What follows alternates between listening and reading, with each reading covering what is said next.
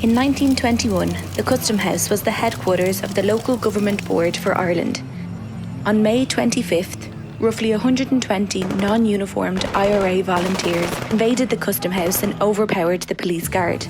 They sprinkled the building with tins of petrol and cotton. A watching policeman notified British forces of the attack, and 60 auxiliaries of the British forces quickly arrived. A gun battle followed. As fighting raged outside, IRA volunteers inside set the building alight. The ammunition of the IRA volunteers quickly ran out, and the firefight ended within 30 minutes. The fire brigade, which had been delayed from responding by other IRA companies in the city, arrived too late to put the fire out. The Custom House burned for 5 days and was all but completely destroyed by the fire. Many centuries of local government records were lost.